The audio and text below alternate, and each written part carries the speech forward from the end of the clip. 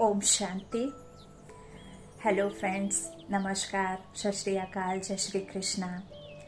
केम छो आप सभी? जो भी जिस भी भाषा को बिलोंग करते हैं, जिस भी स्टेट से आप बिलोंग करते हैं, मेरी आप सबसे हाथ जोड़कर प्रार्थना है कि यदि जाने अनजाने आप YouTube पर कुछ सर्च करते हैं और इस तरह का कुछ आपको वीडियो मिलता है तो आप ज़रूर उसको आखिरी तक सुनने की कोशिश करें।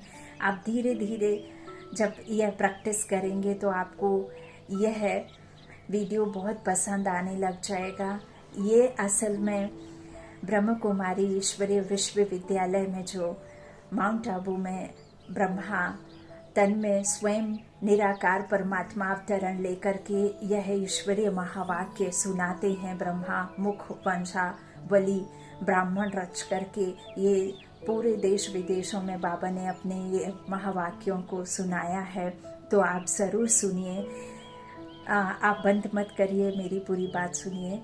कि जब मैं भी इस मुरली को ऐसे सुना करती थी, कोई कहता था कि मैं सेंटर जा कर के आई हूँ और बाबा के महावाक्यों को सुनकर आए हैं। स्वयं ईश्वर जो महावाक्यों को उच्चारण करते हैं, स्वयं ईश्वर की मुरली है ये, तो हमको भी बहुत बुरा लगता था, अजीब सा लगता था, मजाक उड़ाते थे। हमको भी उनके ऊपर में लगता था कि ये कैसे पागल हैं, कैसे ये बातें कर रहे हैं। कोई भगवान मुरली सुनाता है, मुरली तो सिर्फ कृष्ण ने बजाई है। इस तरह से हमें भी बहुत अजीब लगता था। और जब विनाश की बातें वो कहती थी कि कुछ हम इस तरह से विनाश होगा, तो हमें लगता था कि अरे सचमुच ये पागल हो गए। इस तरह से ना जाने कैसे कैसे हमारे मन में उनके प्रति ख्याल आते थे, व्यर्थ संकल्प चलते थे। और आज देखो तो यह महावाक्य मैं उस परमात्मा की निमित्त बन करके खुद आप तक पहुंचा रही हूँ। तो इसलिए मैं आपसे यही रिक्वेस्ट करना चाहूँगी कि आप यदि ये जाने अनजाने वीडियो देखते हैं तो आप किसी के भी द्वारा ये महावाक्यों को ज़रूर ज़रूर ज़रूर सुनिए। इसमें आपका कल्याण है। मैं भी यहाँ बैठ करके सुनाना शुरू कर दिया है, जबकि मुझे भी अजीब लगता था। उम्मीद है आप सुनेंगे। अच्छा, आज 1 दिसंबर 2023 के ईश्वरीय महावाक्य हैं। शुरू में लगता है कि ये क्या है, क्या चल रहा है, क्या पढ़ रहे हैं, क्या सुना रहे हैं, ये कोई भगवान सुना सकता है? तो देखिए, भगवान इस सृष्टि का रचता है और भगवान जानता है कि हम मनुष्य आत्माओं की दुर्गति कैसे हुई है। तो अब उसकी दुर्गति हुई है तो अब उसको निकालने वाला भी स्वयं परमात्मा, ईश्वर निराकार परमात्मा ही है। तो वो आया है हमें सब कुछ बताने, हमारे बारे में ही समझाने, हमको ही इस दलदल से निकालने। तो आज के महावाक्यों में मीठे बाबा ने कहा, मीठे बच्चे, इस पाठशाला में आने से तुम्हें प्रत्यक्ष फल की प्राप्ति होती है। एक एक ज्ञान रत्न लाखों की मिल्कियत है। देखो बाबा ने क्या लिखा है, जो बाप देते हैं। प्रश्न है, बाबा जो नशा चढ़ाते हैं वह हल्का क्यों हो जाता है? नशा सदा रहे, उसकी युक्ति क्या है? उत्तर है, नशा हल्का तब होता है जब बाहर जाकर कुटुंब परिवार वालों का मुख देखते हो। नशो मुहा नहीं बने हो, नशा सदा चढ़ा रहे, उसके लिए बाप से रूह रिहान करना सीखो, अर्थात बाबा से बातें करना सीखो। मन बुद्धि संस्कार, बाबा ने कहा, जो आत्मा कर्मेंद्रियों के द्वारा उस परमात्मा से मन लगाती है, दिल से उसे याद करती है, और जो भी आपके मन में भाव हैं वो भाव उनके सामने रखिए, परमात्मा से बातें करिए। रूह की रिहान कहते हैं, अर्थात रूह से उस परमात्मा के साथ, उस रूहानी याद में, रूह के साथ में उस रूहानी परमात्मा के साथ बात करना। तो यह है परमात्मा के साथ बातें। बाबा कहते हैं, हम आपके थे, आपने हमें स्वर्ग में भेजा, हमने 21 जन्म सुख भोगा। बाबा कहते हैं, फिर दुखी हुए, अब हम फिर से सुख का वर्षा लेने आए हैं। नशो मोहा बनो तो नशा चढ़ा रहे। गीत है, मरना तेरी गली में। ओम शांति। यह किसके बोल सुने? गोप गोपियों के। किसके लिए कहते हैं? परम पिता परमात्मा शिव के लिए। अब यहाँ गोप गोपियाँ कौन है? जो परम पिता परमात्मा के बच्चे आत्मा खुद को निश्चय करके उस निराकार परमात्मा को अपना बना बैठे ना, शरीरी जब समझ लेते हैं खुद को, तब चैतन्य आत्माएं ये कहती हैं परमात्मा के लिए, शिव बाबा के लिए, उस एक हम सभी आशिक हैं उस माशूक के लिए, उस साजन के लिए। तो नाम तो जरूर चाहिए ना। कहते हैं बाबा आपके गले का हार बनने के लिए जीते जी हम आपका बनते हैं। आपको ही याद करने से हम आपके गले का हार बनेंगे। रुद्रमाला तो प्रसिद्ध है, बाप ने समझाया है सब आत्माएं रुद्र की माला हैं। यह रूहानी झाड़ है, वह है जिनालॉजिकल मनुष्यों का झाड़, यह है आत्माओं का झाड़। झाड़ में सेक्शंस भी हैं, देवी देवताओं का सेक्शन, इस्लामियों का सेक्शन, बौद्धियों का सेक्शन, और ये परम धाम में ये जो आत्माएं हैं जो निराकार दुनिया में रहती हैं, यहाँ आकर तो शरीर लेकर के, ये दिखाई देने वाला व्यक्त शरीर लेकर के ड्रामा का पार्ट बजाती हैं। लेकिन जो आत्माएं हैं कहाँ से आती हैं?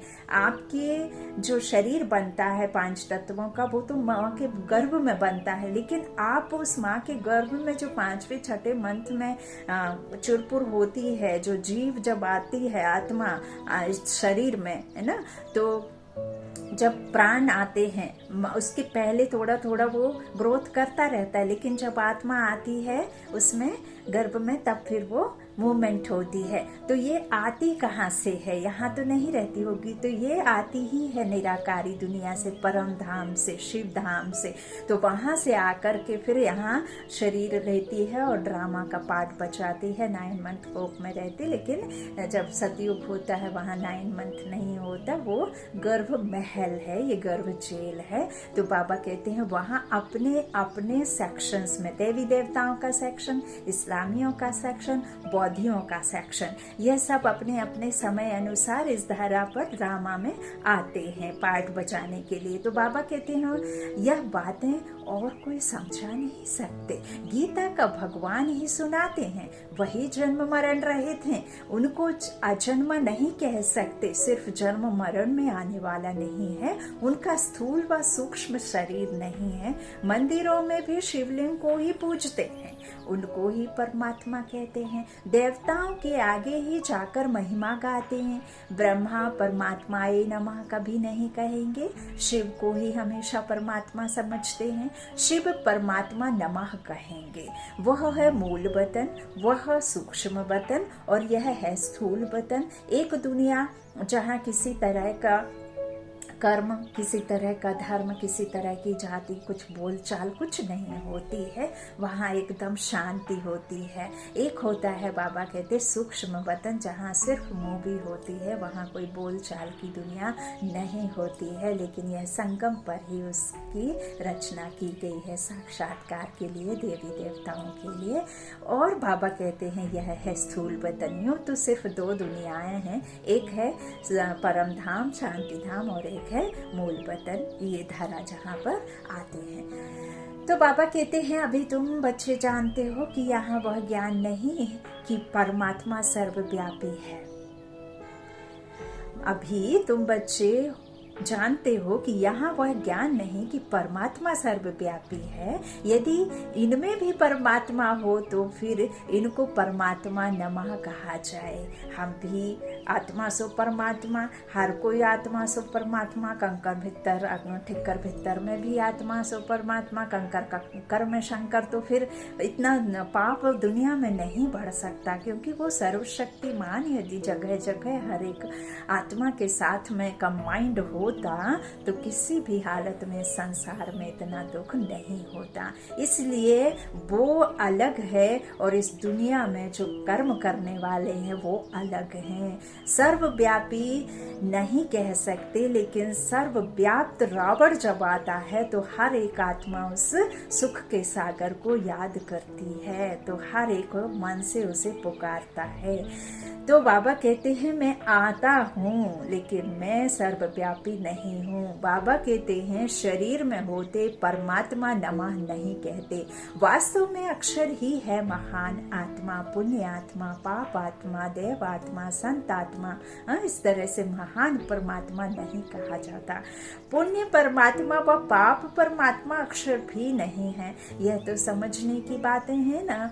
सिर्फ तुम बच्चे ही जानते हो कि इस पाठशाला में आने से प्रत्यक्ष फल देने वाली प्राप्ति होती है। इस पढ़ाई से हम भविष्य में देवी देवता बनेंगे। संसार का जो रचता बाप है वो गॉड ही गॉड गॉडेस को बना सकता है। भगवान भगवती की रचना रचता बाप ही कर सकता है, और उसकी पढ़ाई से फिर ये रचना होती है। श्रीमत पर चल करके पुरुषार्थ करके नंबरवार अनुसार आपको पदवी मिलती है देवी देवता के राज्य में। बाबा कहते हैं देवी देवता बनेंगे और कोई ऐसा कह नहीं सकते मनुष्य से देवता जो तो तुम बनते हो। बाबा कहते हैं आसुरी अवगुण वालों को क्या कहेंगे। रावण की दुनिया में आकर के जो 5 विकार हैं उन्हें कहते हैं मनुष्यों की दुनिया, और जो निर्विकारी होते हैं, जो देवत्व गुण वाले होते हैं, सिर्फ जिनके अंदर में दाता भाव होता है, देना देना देना, सिर्फ कभी लेने की नहीं चाहत होती है, जहाँ कोई किसी को विकार रूपी दुख नहीं देते हैं, तो वो है देवी देवता, निर्विकारी आत्माएं। और तुम विकारी आत्माओं को क्या कहते हैं? आसुरी कहते हैं। तो बाबा कहते हैं कि इस तरह से तुमको मैं वो बनाता हूँ। तो देवताओं में प्रसिद्ध हैं लक्ष्मी नारायण, इसलिए सत्यनारायण की कथा कहते हैं, है ना। नर से नारायण बनाते हैं ना, नारी से लक्ष्मी, तो परमात्मा कहते कि इसलिए फिर सत्यनारायण। एक सत्य बाप आकर सत्य बताता है, और उस सत्य को जान करके, सत्य को धारण करके हम उस सत्य दुनिया में जाते हैं, है ना, तो नारायण बनते हैं। बाबा कहते हैं नारायण के साथ लक्ष्मी तो जरूर होगी। सत्य राम की कथा नहीं कहते, सत्य नारायण की कथा कहते हैं। अच्छा, उससे क्या होगा? नर से नारायण बनेंगे, बैरिस्टर द्वारा बैरिस्टर की कथा सुन बैरिस्टर बनेंगे। यहाँ तुम आते ही हो भविष्य 21 जन्मों की प्राप्ति के लिए।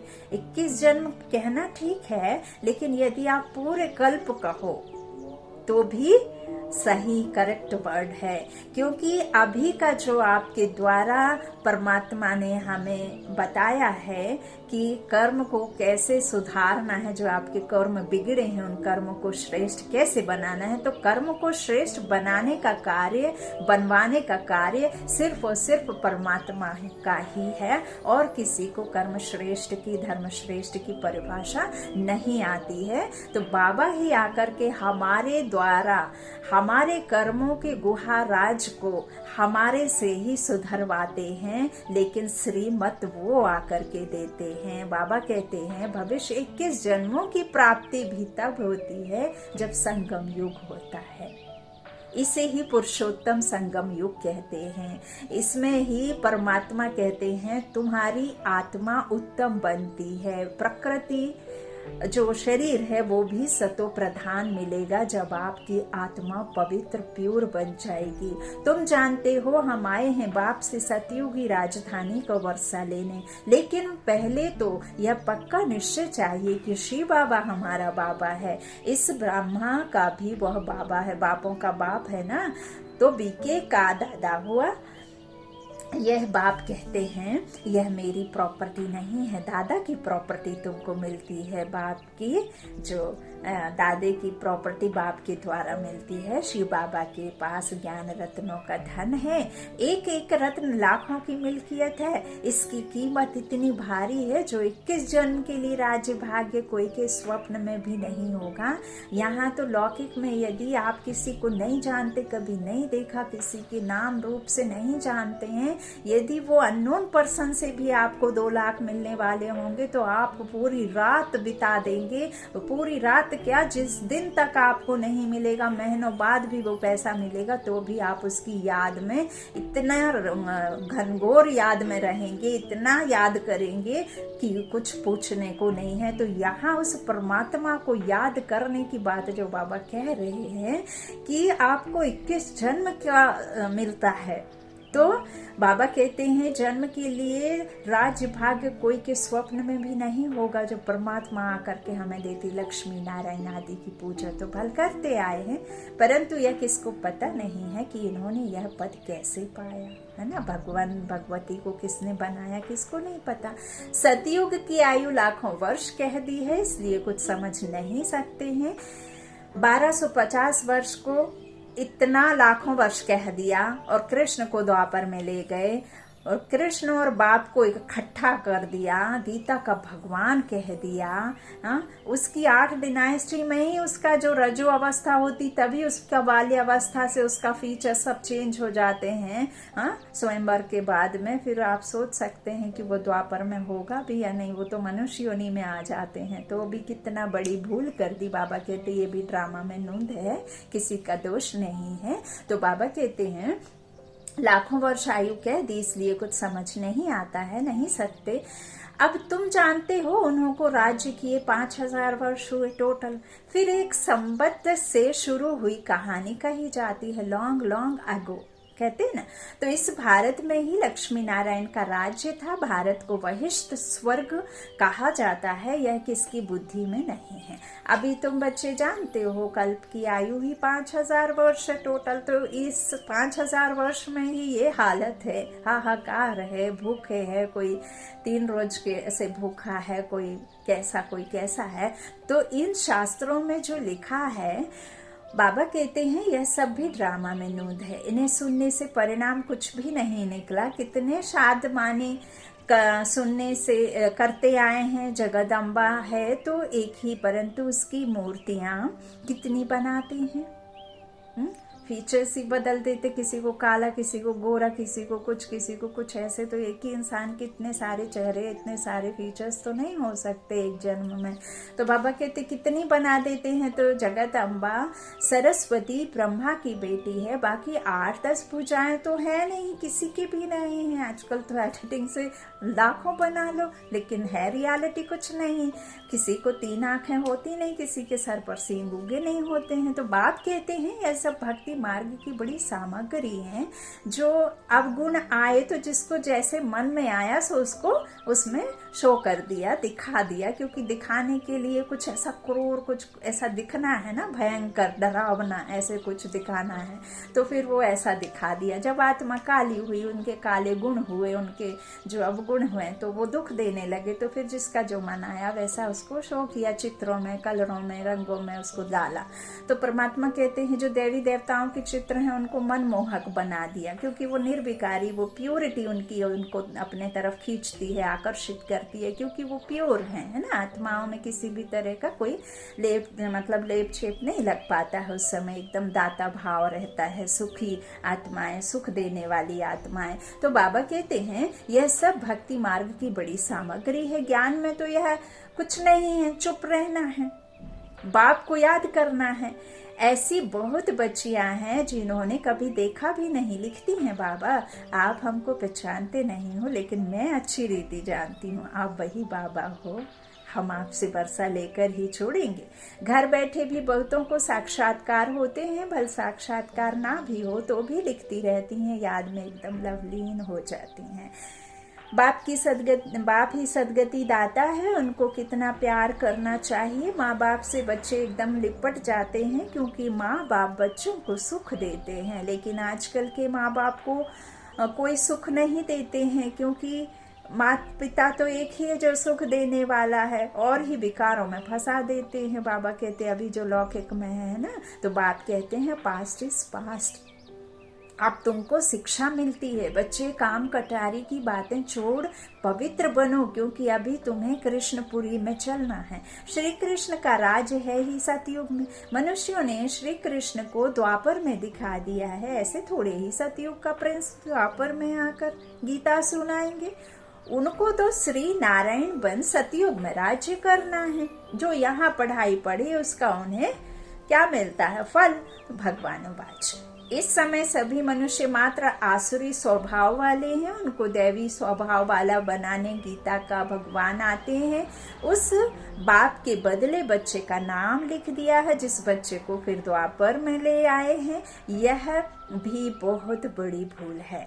फिर तो यादव और पांडव सिद्ध ना हो। तो बाप कहते हैं, बच्चे तुम तो ऊंच दैवी कुल के थे, फिर तुम्हारा यह हाल क्यों हुआ है? हम कहते ना कुल देवी को माँ हम पूजन करने जा रहे हैं, कुल देवता को, कुल देवी को हम क्यों कहते हैं? क्योंकि हमारी वो भासना है। जो कुल देवी कुल देवता को याद करते हैं, मतलब हम पूर्वज कुल देवी कुल देवता देवता युग के थे, है ना, देवताई राज्य में थे। तो बाबा कहते हैं इस तरह से मैं तुमको बनाता हूँ। अब क्यों हाल हुआ? मनुष्य को स्वर्ग का राजा नहीं बना सकते। मनुष्य थोड़े ही स्वर्ग की स्थापना करेंगे। आत्मा को परमात्मा कहना कितनी बड़ी भूल है। सन्यासी तो मनुष्य से देवता बना ना सके। यह तो बाप का ही काम है। आर्य समाजी बनाएंगे, क्रिश्चियन बनाएंगे। जो जिस समाज का होगा उस समाज में ही खींचेंगे। ऐसे जिसके पास तुम जाएंगे वह वैसा ही बनाएंगे। देवता धर्म है ही सतयुग में, तो बाप को संगम पर आना पड़े। जब कलयुग होगा तब तो सतयुग की स्थापना होगा। अति से अंत होता है, विनाश नहीं होगा तो एक नहीं आएगा। तो यह महाभारत युद्ध है। यह लड़ाई द्वारा ही तुम्हारी विजय होती है। विनाश के बाद फिर जय जयकार होगी। असल में स्थूल नेत्रों से वो महाभारत की लड़ाई देखना है। तुम तो जानते हो विनाश भी जरूर होने वाला है। आज कोई तख्त पर बैठा तो उनको उतारने में देरी थोड़ी ही करते हैं। गवर्नमेंट 5 साल की रहती है, अगर गुस्सा आ गया कुछ आ गया तो महीने में उतार देते हैं ना। अब बाबा कहते हैं कि विनाश ब्रह्म कुमारी कहें, हाँ, ये तो ईश्वर स्वयं कह रहे हैं, लेकिन कोई संत आत्मा, कोई ऐसे जो होरोस्कोप और ये सब मानते हैं, जो लिखते हैं शास्त्रवादी और बड़े बड़े संत आत्माएं महर्षि वगैरह कहते थे, तो उनकी बात को बिलीव करते हैं। जो पत्रा और ये सब देखते हैं, और परमात्मा के बच्चों ने कुछ कह दिया तो उनके ऊपर चढ़ाई कर देते हैं। ये तो सभी कह रहे हैं दुनिया में। तो बाबा कहते इस तरह से फिर जय जयकार होगी विनाश की बात। तो तुम तो जानते हो विनाश भी जरूर होने वाला है।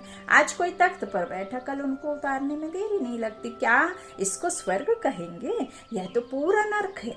इसको स्वर्ग कहना तो भूल है। मनुष्य कितने दुखी हैं। आज कोई जन्मा तो खुशी, सुख, और मरा तो दुख। यहाँ तो सबसे नष्टो मोहा होना पड़े, क्योंकि रियलिटी है आना जाना, और बहुत जल्दी जल्दी जाना अभी चल रहा है। सबके कयामत का समय है। नहीं मानोगे तो दुखी होगे, मान जाओगे तो सुखी रहोगे। नहीं तो बाबा सर्विस पर जाने के लिए कभी नहीं कहेंगे। बाबा कहते हैं मैं तो नष्टो मोहा हूँ, किसी चीज में मोह क्यों रखूं? मैं कोई गृहस्थी थोड़े ही हूँ। तुम बच्चे जानते हो बरोबर इस भंभोर को आग लगनी है। विनाश में देरी थोड़े ही लगती है। तुम कहाँ भाषण करते हो तो समझाते हो कि आकर बेहद के बाप से वर्षा लो। हद के बाप से हद का वर्षा मिलता है, एक जन्म का। हाँ, बाबा कहते हैं इस तरह से तुमने 63 जन्म इस नर्क में लिए हैं। 63 माता पिता, 63 तरह से हमारे जगह फीचर्स है ना, माता पिता सब बदले। तो मैं 21 जन्म लिए तुमको स्वर्ग का वर्षा देने आया हूँ। अब रावण का वर्षा अच्छा या राम का? अगर रावण का अच्छा है तो उनको जलाते क्यों हो? याद उसको क्यों करते हो? जो सुख देता है उसको याद करते हैं, और जो दुख देता है उसको जलाते हैं। तो शिव बाबा को कभी जलाते हो क्या? श्री कृष्ण को थोड़े ही जलाते हैं। वे तो हैं ही रावण सांप्रदाय, विकार से पैदा होते हैं। यह है वैश्यालय विषय सागर, वह है वॉइसलेस शिवालय अमृत सागर। क्षीर सागर में विष्णु को दिखाते हैं ना। अब क्षीर का सागर थोड़े ही होता है। दूध तो गौ से निकलता है। अब देखो, कहते हैं ईश्वर सर्वव्यापी है, फिर अपने को शिवो हम कहते, क्योंकि खुद पवित्र रहते, दूसरे को ऐसे थोड़े ही कहते तुम्हारे में ईश्वर है, तुम्हारे में नहीं है क्योंकि तुम पतित हो। आत्मा कहती है मैं अभी परम पिता परमात्मा द्वारा पावन बन रही हूँ, फिर पावन बन राज्य करेंगे। तुमने अनेक बार वर्षा लिया और गंवाया है, यह ड्रामा का चक्र बुद्धि में बैठ गया है। बाप समझाते हैं तुम सब पार्वतियां हो, आत्माएं, मैं शिव हूँ। कथा आदि यहाँ की बात है, सूक्ष्म वतन में तो कथा आदि होती ही नहीं। अमर कथा तुमको सुनाते हैं, अमरपुरी का मालिक बनाने। वहां किसी की मृत्यु, अकाले मृत्यु, एक्सीडेंट से, विधवा, इस तरह से कुछ होता नहीं है, भुखमरी होती नहीं है, सब संपूर्ण संपन्न रहते हैं, सुखी रहते हैं। वह है अमरलोक, वहां तो सुख ही सुख है। मृत्यु लोक में आदि आदि मध्य अंत दुख है।